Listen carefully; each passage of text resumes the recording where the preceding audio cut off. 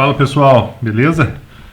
Chegando com um vídeo número 13 aqui do Ação Muscular, e hoje vou falar um pouquinho do efeito da carga repetida, que é um assunto extremamente interessante e relevante dentro até desse contexto que eu venho trazendo para vocês das ações excêntricas, das microlesões.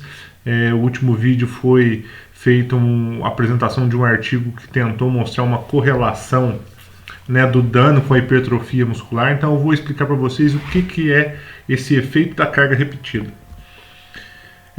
Então inicialmente esse efeito ele foi definido como as adaptações no qual a magnitude do dano foi atenuada quando um exercício excêntrico é repetido, ou seja, normalmente as microlesões elas são mais associadas, ou pelo menos eram, alguns anos atrás, associadas a uma maior magnitude relacionada ao treinamento excêntrico, ou seja, o treinamento excêntrico ele induz a uma maior porcentagem de dano na fibra muscular, e isso é uma coisa já provada. Aquele dano produzido numa primeira sessão, vamos pegar um indivíduo sedentário que fez a sua primeira sessão de treinamento de força e teve um grau de microlesões. Na segunda sessão, ao repetir a primeira, o mesmo protocolo, aquela microlesão ela vai ser diminuída. Ela não vai acontecer da mesma forma.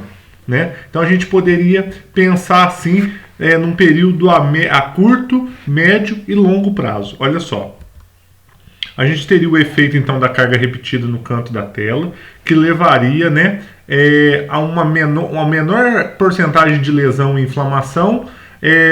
Ao longo do tempo a dor muscular tardia ela vai diminuir e a gente poderia chegar nesse raciocínio, Então, seria uma das primeiras coisas, pensando que as microlesões vão diminuir com o tempo. E no vídeo anterior eu provei para vocês, através de um estudo, que para acontecer hipertrofia nem sempre eu preciso de um determinado grau de microlesão, tá? Então, para quem está vendo, por exemplo, ou está se familiarizando com o tema hoje, poderia pensar dessa forma. Se eu tenho o efeito da carga repetida, talvez no final das contas eu não vou ter a hipertrofia. Isso aí já foi provado que não é assim que funciona.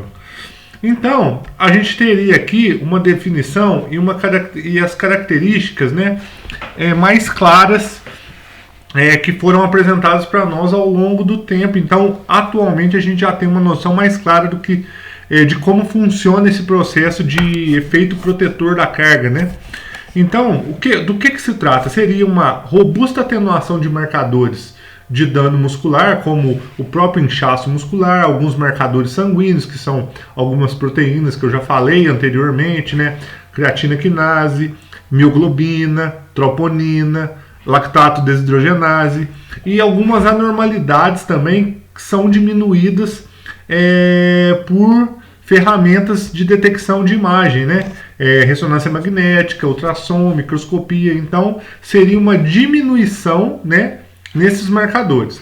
Uma outra coisa interessante para esse processo que seria que a magnitude da diminuição deste dano depende de uma série de outros fatores, como os músculos que foram avaliados, os marcadores também, quais são os marcadores analisados, para falar e para analisar a magnitude dessas microlesões, o tamanho dessas microlesões. E o dano muscular ocorrido na primeira sessão comparado com a segunda. Qual seria o período que foi avaliado da primeira para a segunda? Isso aí também vai determinar o comportamento desses marcadores.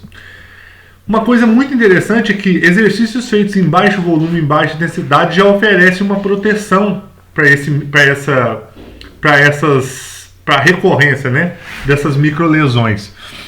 Então, uma coisa assim, se a gente emprega um exercício de baixo volume ou de baixa intensidade, e esses exercícios eles não causam nenhum dano muscular, ou um baixíssimo dano, um baixíssimo nível de dor muscular tardia, isso já é suficiente para quê? Para que na próxima sessão, mesmo que haja um aumento gradativo de volume ou de intensidade, não ocorra um alto grau de microlesões. Por quê? Porque na primeira sessão já houve um mecanismo protetivo né? Mesmo quando empregado aí em baixas intensidades ou em baixos volumes. Por outro lado, esse processo ele é totalmente reversível. Então, dentro de 4 a 12 semanas já pode haver, né, vamos dizer, uma reversão nesse processo de proteção. Então, aquele processo que foi gerado na primeira sessão, né, que causou uma adaptação, um ajuste para proteger para a segunda, ele pode ser perdido caso não haja um outro estímulo. Então, se foi feito em uma sessão, dali quatro semanas, o indivíduo vai repetir talvez aquela mesma sessão, ou talvez em níveis mais baixos de volume e intensidade, pode ser que ele sinta, ele possa haver uma repercussão muito grande de dano muscular, de dor, inflamação. Então, ao mesmo tempo que há proteção, esse processo de proteção gerado ele pode ser perdido se não houver algum estímulo posteriormente.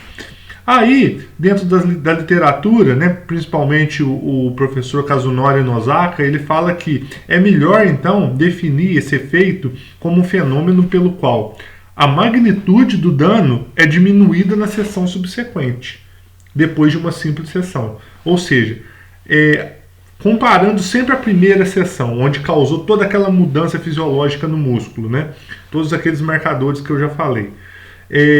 Comparando com uma segunda sessão, na segunda sessão vai haver uma modificação para melhor, vai diminuir, né, a marcação dessas variáveis. Então, o processo de dano ele vai sempre melhorar, né? É o que se espera em termos fisiológicos e é o que a gente consegue também ver na prática quando a gente vai para a academia para falar, para ver com um aluno, né, com um cliente.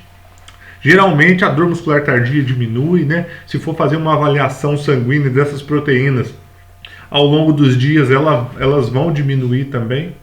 Então é a comparação da primeira com a segunda, onde a magnitude da segunda tem que ser menor que da primeira. Quais são os mecanismos fisiológicos por trás disso? Então eu listei quatro mecanismos aqui. Logicamente que todos parecem modular as respostas fisiológicas de alguma forma com relação à proteção a maiores microlesões. Só que tem muita coisa para ser investigada e para ser desvendada ainda. Então não dá para falar com certeza qual que atua mais, qual que atua menos. Baseado no que eu já li na literatura, parece que os ajustes nas proteínas da matriz extracelular, maior depósito de cálcio, maior depósito de colágeno, o realinhamento das camadas da matriz também, e a atuação do sistema imunológico, né, na reparação do tecido, né, questão de síntese de proteínas estruturais, tanto do sarcômero quanto do citoesqueleto, parece fortalecer o músculo, né, fazer com que o músculo fique mais resistente para a próxima sessão. Então, baseado no que eu já li, na minha opinião, parece que esses dois últimos itens parecem atuar mais nesse processo de proteção, né, do efeito da carga repetida. Logicamente que tem alguns mecanismos relacionados aos ajustes neurais e do complexo músculo-tendão que talvez possam contribuir, eu acredito que contribuam sim para esse processo.